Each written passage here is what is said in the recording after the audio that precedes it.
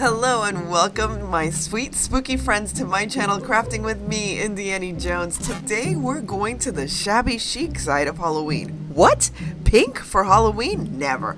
Oh yes we can. And I'm not doing this alone. I have my two wonderful friends, Jody at Southern Seasons and Dawn of Shabby Meets Bling. If you have not been to their channels, run. Don't walk, run to their channels right now. They're unique and wonderful, and they also love shabby chic. So let's get started. I have been wanting to make a pink witch's hat all season, so now is the time. All I'm using here are these two placemats I got from Hobby Lobby, 90% off, so both of them came out to 79 cents. And if you saw my witch's hat from last Summerween, you'll know that I also used placemats for that same project. But now these are a bit floppier, and I think they are perfect to make a witch's hat. Another inspiration I had have been these images that I've seen from the movie called The Love Witch. I haven't seen this movie, but as you can see from the pictures, it just shows this woman who considers herself a witch, and she loves wearing these floppy hats. Now, I haven't seen the movie simply because I know it's risque, and there are some scenes that I have heard in some critiques that I'd rather not see or watch. So that is why I'm just getting inspiration from the pictures and not the movie itself. Anyway, if you've seen the movie, let me know, because I'm just trying to stray away from watching that movie from some things I've heard. Anyway, continuing with the hat, what I did was I took apart the inside for that bottom brim, and then for the second placemat, I'm just cutting it apart, and that is going to become the conical shape of our witch's hat.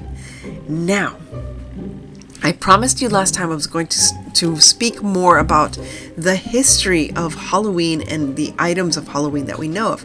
The witch's hat is one item that, although it depicts witches in almost everything we see nowadays, it's very strange as to where that whole aesthetic actually started. There are a lot of different assumptions. For example, in medieval times, women who were aristocratic, who were rich, who were powerful, they wore very high, non-brimmed conical hats. And it's strange because there is an assumption that some of the Puritans and Pilgrims that came to the United States considered that amount of wealth and power that is kept by a woman was a bit obscene and maybe ungodly, and so perhaps they considered that a bit witchy. Now, of course, we understand that, you know, having the Pilgrims and Puritans here in the United States, and there was a whole incident of the witch trials of Salem. There are other witch trials throughout the world during that time, but the most notable, obviously, for our history are the Salem witch trials. Now, back in those days, elderly women, country women, would wear hats that were similar to Puritan or Pilgrim hats, except that instead of having a flat top, it would have a conical shape, very similar to the conical shape I just made with my placemat. Now, the conical shape was best worn also for women who were known as healers. So they would use herbs as medicinal remedies, and they would not, they would not concede to medical doctors of that time because they had their own natural remedies. So that's also a consideration. It's also known that there were women who would formulate their own liquor, like moonshine and stuff, and they would sell it around town, and it's usually older women who lived on their own, and that was a source of income for them. So to be seen amongst the crowds, they would wear these conical hats. So there's a lot of different ideas and assumptions as to where these conical shaped, oh goodness, look at this, wait a second, cat love, a little bit of cat love, there we go. Now you wonder why these cats like to sit with me when I'm crafting. They're spoiled. Anyway, as I'm putting the ribbon around this wonderful shaped hat, I will continue the story, because to be quite honest, the modern day witch the appearance of the modern day witch was developed by none other than Frank L. Baum. That's right, the Wicked Witch of the West served as the model for modern day witches, and it's pretty much stuck with us. But speaking of modern day witches, I think I am making the perfect hat for Glenda the Good Witch. So maybe this is Glenda the Good Witch's other hat. You know, she has a crown, maybe she has a hat on the side too for those sunny days. So let's just imagine that I'm making a good witch's hat. I think a very good witch would wear this. I used this wonderful black and white striped ribbon to contrast with the pink because I was thinking of using lace and everything else, but I just like the simplicity of this black and white striped ribbon. Again, that was from Hobby Lobby. I think it was on clearance.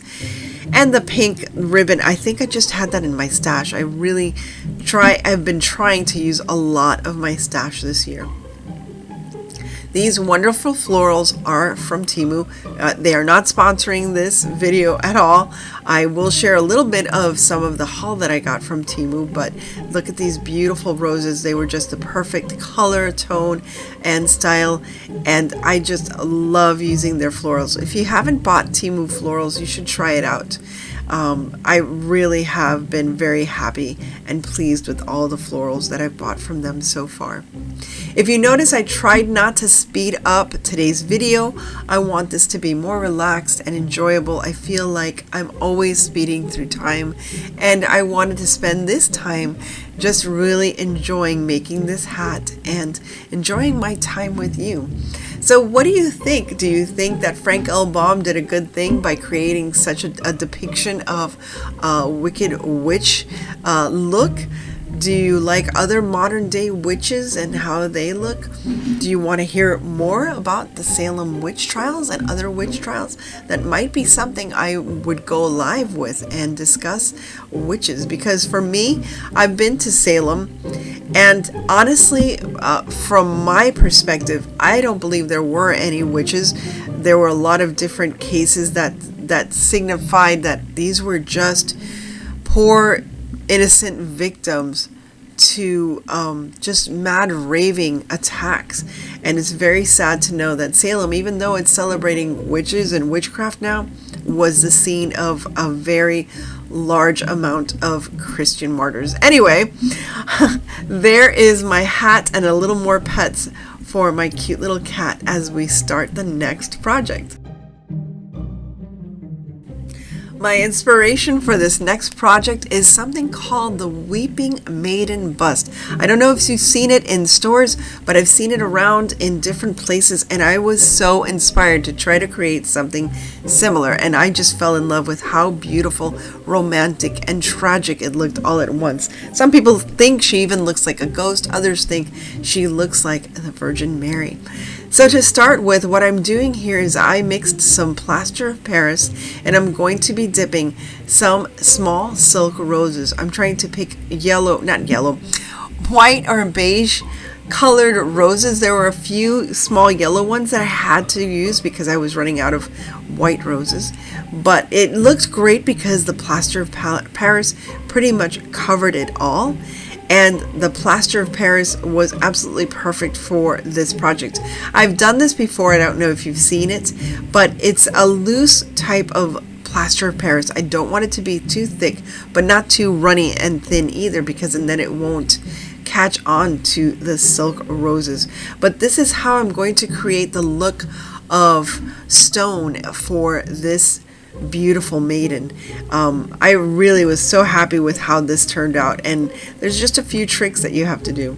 So here you can see I made a whole bunch. I think I made over a dozen little roses. I think so, yeah, I have a dozen, maybe 13 there. A dozen of these roses.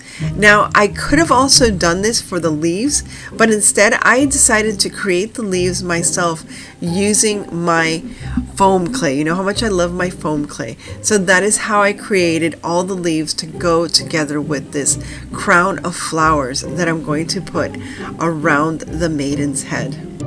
For the maiden's head, I'm actually going to use this Dollar Tree pedestal that I just had around the house. I think it still had candle wax on it, but it doesn't matter. And this old dilapidated wig stand, sorry about that, is just a styrofoam head, and you can find these at Hobby Lobby for around $4.99. It's very inexpensive. Now I'm using Stiffy by Plaid, the Plaid family of products. Yes, you want it, you're gonna get it stiffy. I don't know how to say it any other way. If you want it stiff, it's gonna be stiff with this stuff. And I am using this lovely chiffon fabric that I had in my stash, and I'm going to make sure that I'm going to drench it, and I mean completely drench it. As you can see, I have gloves on. It's the best way to do this. But if you want any kind of fabric to stiffen up and just really have, you can even make little ghosties out of this. I know some people also use cornstarch, but for this one I definitely wanted to use Stiffy because I really wanted to create that veiled look with all the pleats in the fabric like it is in the statue. So all I did here was saturate all of the fabric. Now, I didn't want to leave it saturated because and then it would take forever to dry in the way that I wanted it to dry. In other words, I'm going to stage it and place it so that it has a great look to it. So it looks very much like the statue itself. And all I'm doing is squeezing out the excess. Now, all I have to do now is just place that fabric over the what you call it, the head, the styrofoam head, and just work it into place. I'm going to switch it so you can see how I am doing this. So as you can see there, I wanted to make sure that you can see the veiled face. I wanted to show off that veiled face underneath that veil, but you couldn't see it if it was just standing, straight down off of the face. So I made sure to contour into the face with the fabric so you can see the nose, you can see the lips and the eye sockets. And as you can see there, what I'm using is a little bit of the Stiffy stuff on this brush and just brushing it over the top. And there is my little Luna watching over me as I am creating this.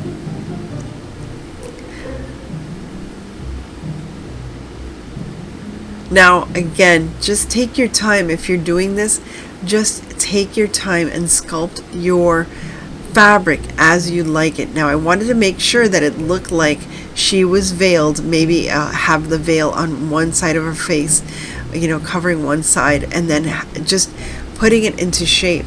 And what I did was I used these clips to clip all of those folds and pleats that I put into that head covering, that veil, so that it had the look that I wanted to at the end. So there you can see how I just clipped them together. Now this usually takes around 24 hours to completely dry out, but there you can see the effect of the veiling on that styrofoam head. And I kept fixing it up, trying to get rid of those wrinkles. You can see that there's one wrinkle on her face, but I will get rid of that. Now after 24 hours, this is what it looks like. Look at that. You have to agree that that does look like a sculpture. It doesn't look like fabric anymore because, as you can see, it is stiffened and it's staying in place, and it just looks really lovely with the right kind of lighting. Imagine this can either be inspiring or it could be scary, whatever you want it to be. So it's something that you can have around your house all year long. Now I don't know if I would want to bump into that in the middle of the night, because I'm sure I'm going to scare myself knowing what it is, but still seeing this white face in the middle of a darkened living room, something to think about. Now I have taken this vine that had little pearls on it and I just spray painted it so it'd all be white. Now you're probably asking, why aren't you just gluing the flowers, sorry about that, the flowers straight onto the statue? Well, I was afraid that if I did that and I messed up, there was no turning back. So what I did instead, with my little kudu cat next to me, what I did instead was I'm using the foam clay to secure the plaster of Paris roses onto this headband. I thought it was the easiest way, and not only that, the clay can add itself or adhere itself to the fabric, to that headpiece, but without damaging it. So if I wanted to take it off, I could just take off the clay and it would not damage the veil. This is a lot of work and time that went into this, and I didn't want to be hasty and just glue the flowers directly. So as I'm adding the flowers, I'm also adding all the little leaves that I made myself. Again, all of these I made using foam clay, and what I'm going to do is use the foam clay to attach the leaves to the headpiece. So there's not going to be any kind of glue anywhere on this headpiece, and it won't damage the veil as I'm adding more and more accessories or flowers to this headpiece. But having the headpiece like that on the outside, I feel really drives it home that this is a statue.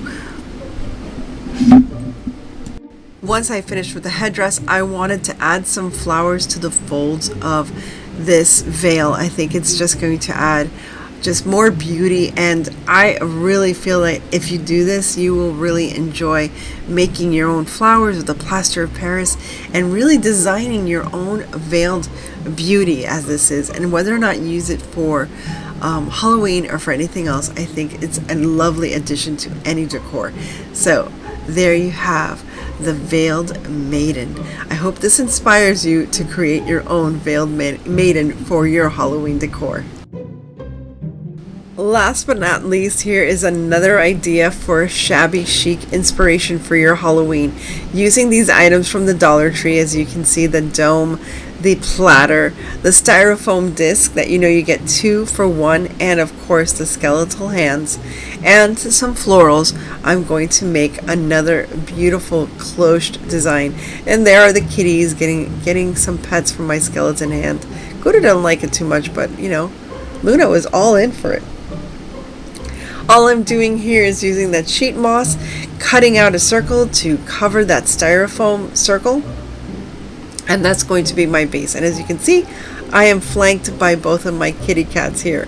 And all I'm going to do here is glue that moss to the styrofoam disc, and now I've glued the disc to the bottom of this. Actually, I hadn't glued it yet. I'm just going to add the hand, the skeletal hand. Now I have to warn you, it doesn't fit perfectly. You can't have it standing straight up because the dome isn't big enough or the cloche isn't tall enough to accommodate. But as you can see, just moving it to the side a little bit works just fine.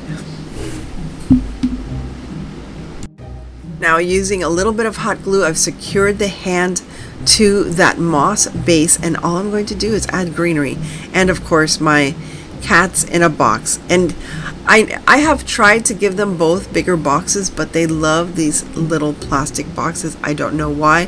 They have beautiful fluffy little cat beds and they never use them. Instead, they will look for cardboard or a plastic box like this one, and they like to curl up in there and just hang around with me.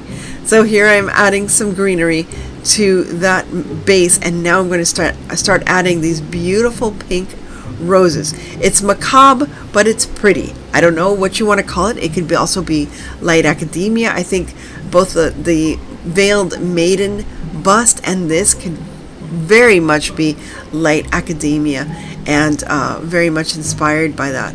So here I'm just going to continue adding all this foliage and beautiful pink roses that again are from Temu, and there you have it. Very happy with this so far. Now the top of the cloche had this plastic, this black plastic. I forgot to tell you to take it off. I took it off. It was very easy. And all I'm going to do is add this embellishment that I just had in my stash, as you can see. And then I'm just going to add one of those plastic crystals that I got at the Dollar Tree. These are like vase fillers, but again, it looks so pretty as like the top of the cloche. And I think this just adds such a beautiful, delicate, feminine, very shabby chic Halloween inspiration for your Halloween decor this year.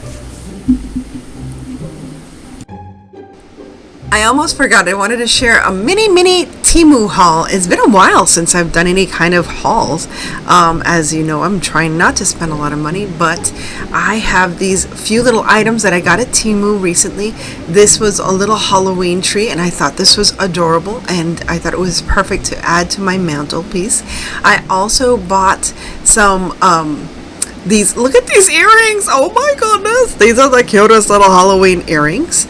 You know, it's so cute. They're made of polymer, and I think it was like $250 or something for the whole set. Then I got this little, it's kind of like the tree, but it's like a little sprig that I can add to my fall florals, and I thought that would be perfect in a vase. And then I got this beautiful garland of fall leaves, and I thought this would be perfect around my mantelpiece as well. Look how pretty they are with the lights already in them. Then you know how much I love my florals. Look at this mixed floral. It's got eucalyptus and boxwood, I think. And I think this is perfect. I'm going to use that for Christmas. And let's see what else I got. Oh, look at these keychains. So this is going to be a project that will be coming up soon. But aren't these keychains wonderful and perfect for little Christmas gifts, like little office gifts? I love them. Of course, speaking of Christmas, I needed to get a set of Christmas earrings as well, because what would I be without holiday earrings?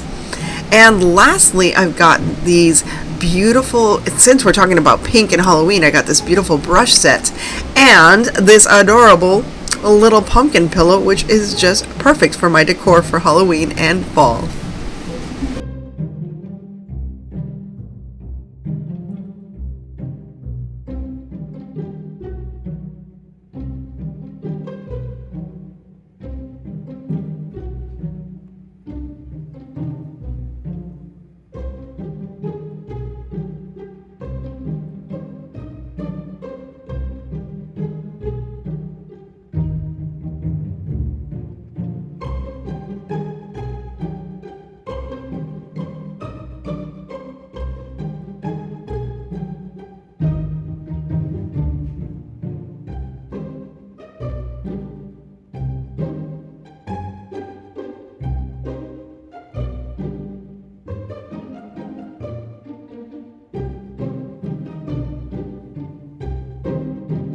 I love crafting, and the only thing that makes crafting even better is crafting with my dear sweet friends like Jody at Southern Seasons and Dawn of Shabby Meets Bling. I was so happy when they came to me and asked me to be part of this Shabby Chic Fall Halloween collaboration. I hope you've enjoyed what we've put together for you today. So remember, if you haven't seen their channels, please run over there right now and check out the wonderful, ingenious, creative ideas they have for decor.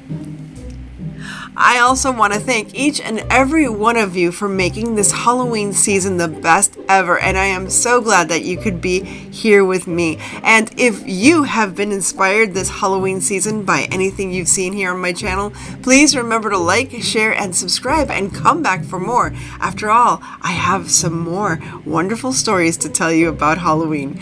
As I always say, stay safe, be kind, God bless each and every one of you, and remember to live the adventure and keep it spooky, my friends. I'll see you soon.